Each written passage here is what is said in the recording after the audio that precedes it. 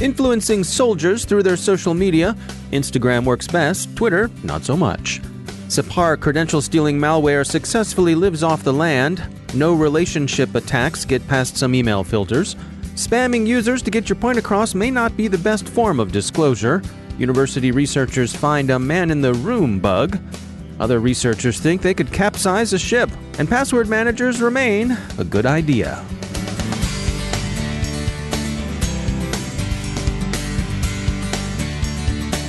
And now a word from our sponsor, ExtraHop, the enterprise cyber analytics company delivering security from the inside out. Are login credentials compromised? Is that encrypted traffic malicious? Is an attacker accessing sensitive company data? Security teams need to answer questions like these every day, but without complete visibility inside your network, your investigation could take hours or even weeks, and that's assuming you were able to detect potential threats in the first place. ExtraHop helps enterprise security teams rise above the noise of their complex attack surfaces with complete visibility, real-time threat detection powered by machine learning, and guided investigations into late-stage attacks. Look for ExtraHop at RSA or be the blue team in the interactive demo at extrahop.com/cyber. That's extrahop.com/cyber. And we thank ExtraHop for sponsoring our show.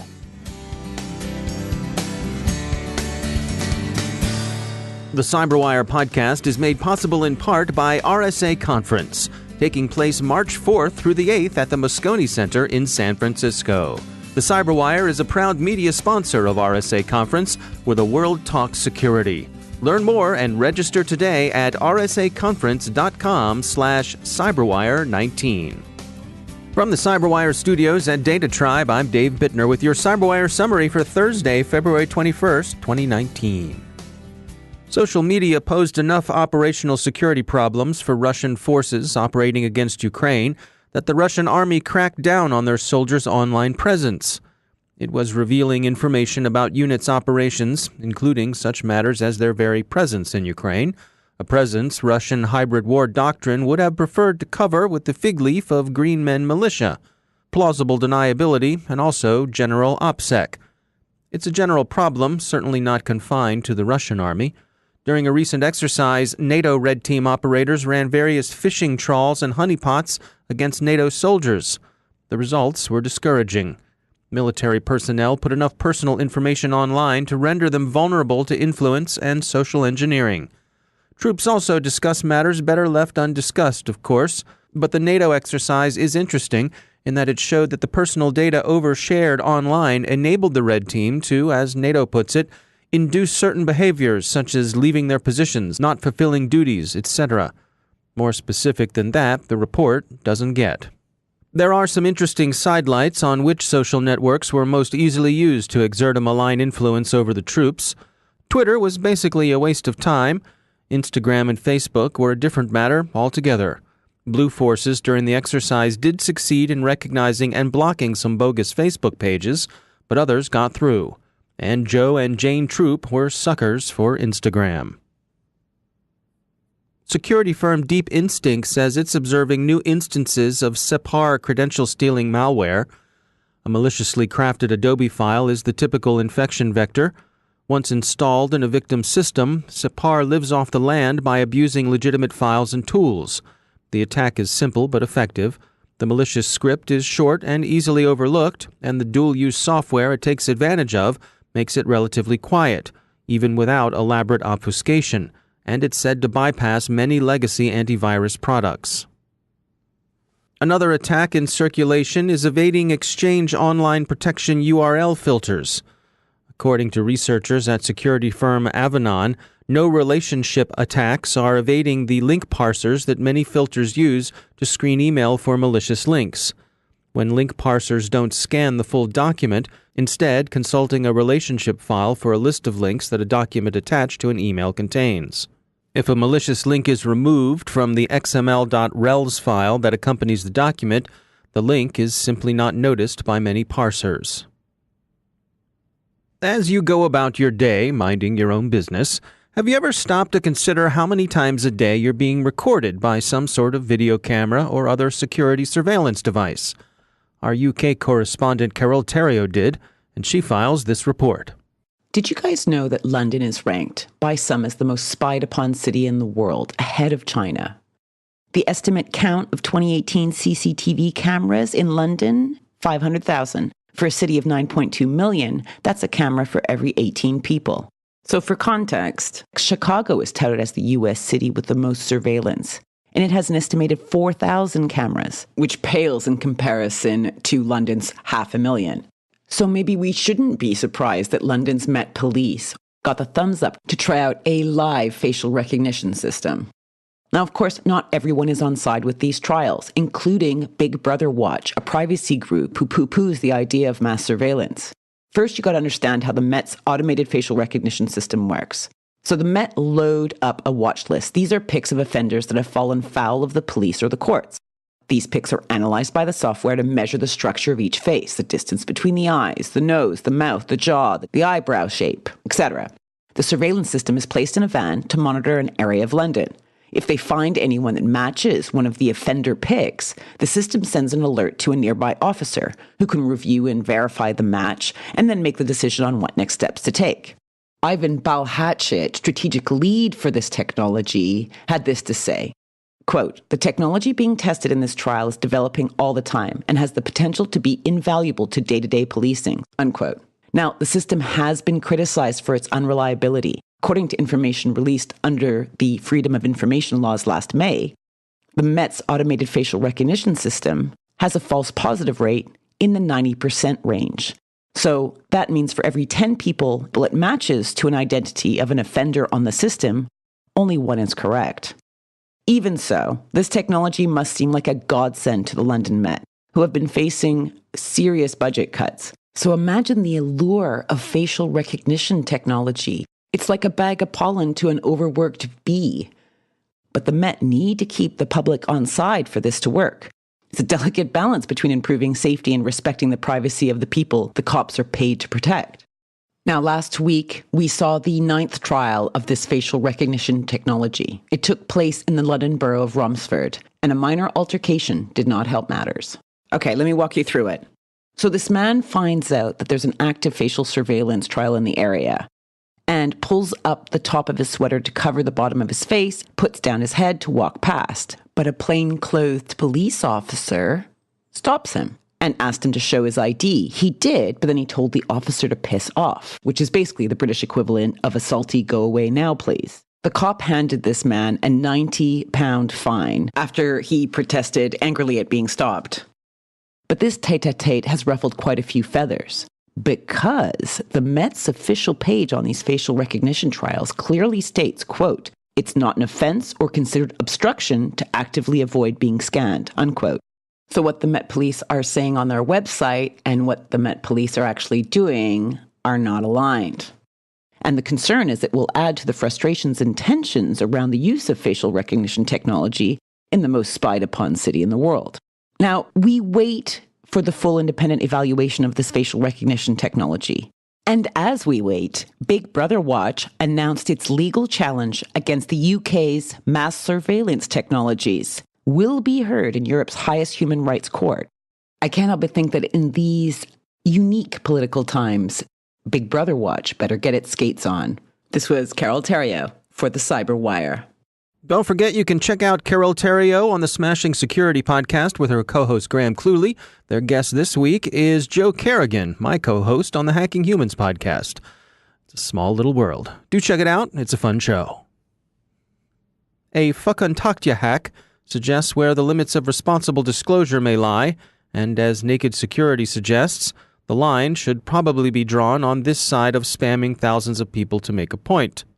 App developer Bagosi found an issue with Russian social network Fuckuntaktya, then decided to turn it loose when Bagosi judged that Fuckuntaktya wasn't paying sufficient attention.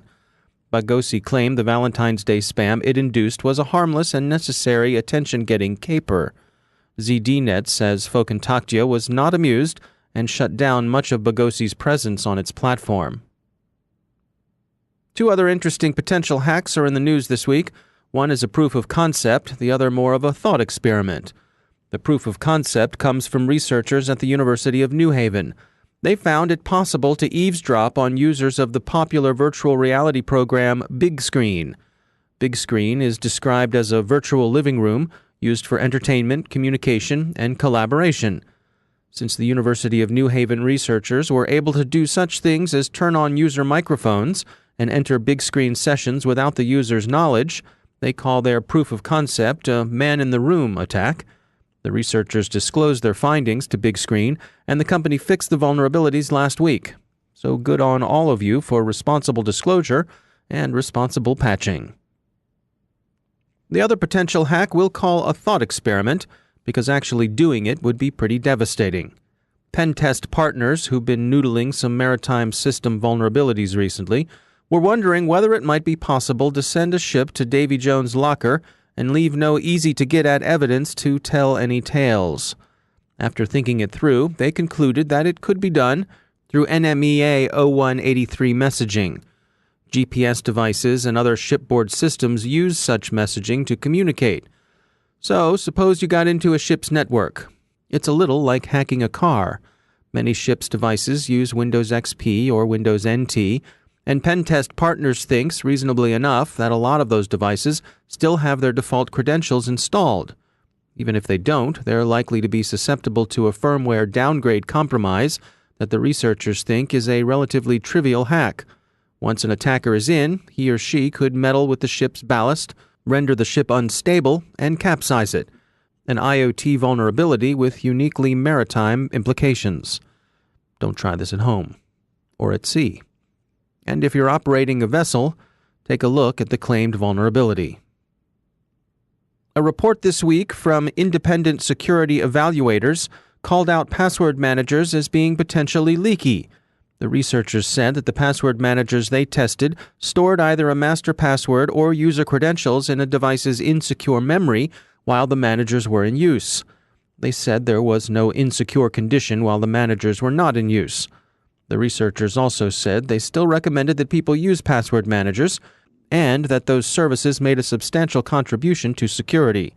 They wished, however, that the password manager vendors would improve application memory management.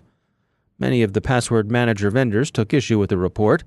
Dashlane said that the insecurity the report described arose when an entire system was compromised, and that there's effectively no way of preventing an attacker with that sort of access from getting anything that's on the compromised system.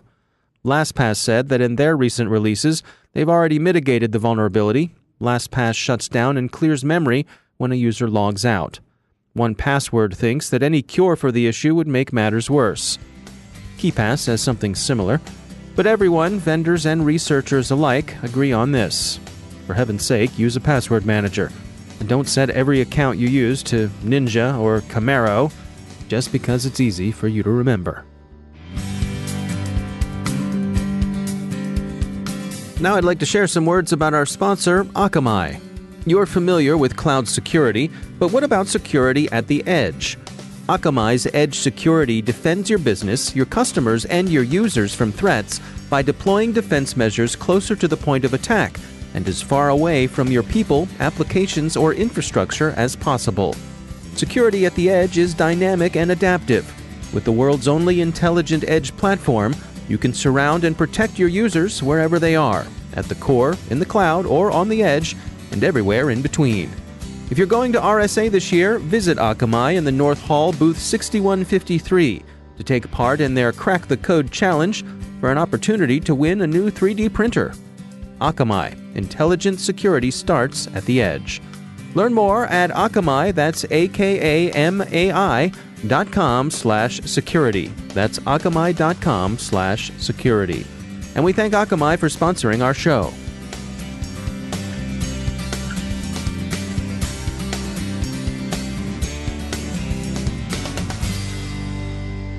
And I'm pleased to be joined once again by Emily Wilson. She's the VP of Research at Terbium Labs.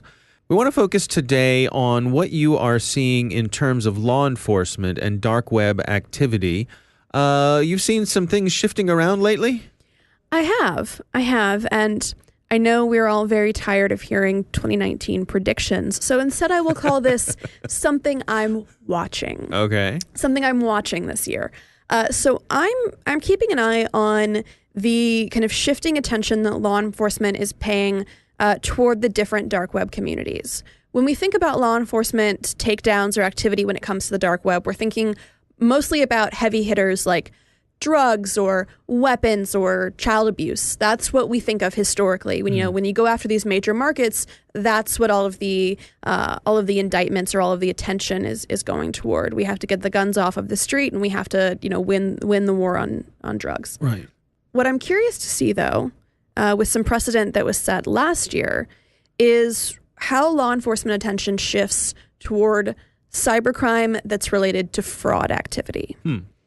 So last year, we saw a couple of things that got my attention. Early last year, we saw the indictment come down against the InFraud organization, so a prolific group with scores of individuals who were operating fraud schemes, and of course, the InFraud website and network itself. Then a few months later, in kind of midsummer, we saw the Fin7 indictment come down, right? And so we saw, again, international coordinated law enforcement attention toward cybercrime using fraud, stolen payment cards, these criminal networks that are more involved in financial fraud than they are in guns or drugs or other kinds of violence. And so I'm watching to see what happens this year for a couple of reasons. One, we've obviously seen a lot of attention for many months now about the efforts of MageCart. Seems like every other day there's a new MageCart victim that we're talking about. Mm-hmm. The other thing, as we all know, unfortunately, very well, is that we are entering another election cycle. And so there's going to be more attention around cybercrime activity as related to disinformation, as related to election security. And I think that we are going to see fraud come up in that, payment card fraud, money laundering. I think we're going to see that come up more and more. We've already seen it come up in the individuals that were indicted for the DNC hacks. Right, there was money laundering there. We know about Facebook ads that are being purchased to spread propaganda. That's going to continue. That's something we now have to expect from our elections going forward. And so, what does that shifting attention look like? How do we see dark web fraud communities, dark web payment card communities potentially being caught up in that? It's a very effective way to launder money using stolen payment cards. They're readily available. It's easy to get lost in the noise of all of the fraud that's happening in the payment card networks. So it's a useful tool. And organized crime syndicates know that, so they're going to keep using them. It's a good way to pay for all of the work that they're doing, and it's a good way to move money around. Now, how much of this do you think is politically motivated? I guess what I'm getting at is, what do you suspect has caused this shift to occur? The shift in payment card usage or the shift in law enforcement? The shift in law enforcement.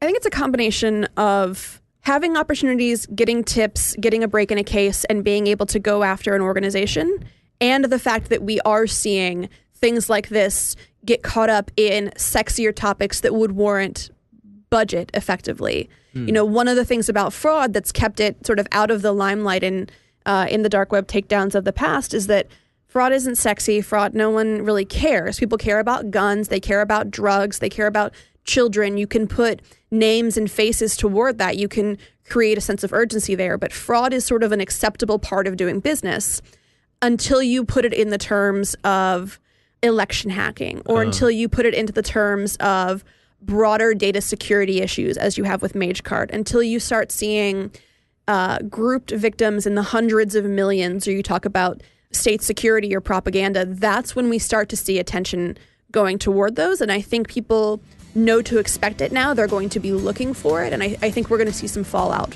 from that as a result. All right. Well, time will tell. Emily Wilson, thanks for joining us. And that's the CyberWire. Thanks to all of our sponsors for making the CyberWire possible, especially our supporting sponsor, Observit, the leading insider threat management platform. Learn more at observit.com. Don't forget to check out the Grumpy Old Geeks podcast, where I contribute to a regular segment called Security Ha. I join Jason and Brian on their show for a lively discussion of the latest security news every week. You can find Grumpy Old Geeks where all the fine podcasts are listed. And check out the Recorded Future podcast, which I also host. The subject there is threat intelligence, and every week we talk to interesting people about timely cybersecurity topics. That's at recordedfuture.com/podcast. The CyberWire podcast is proudly produced in Maryland out of the startup studios of Data Tribe. where they're co-building the next generation of cybersecurity teams and technology. Our CyberWire editor is John Petrick, social media editor Jennifer Iben, technical editor Chris Russell, executive editor Peter Kilpie, and I'm Dave Bittner. Thanks for listening.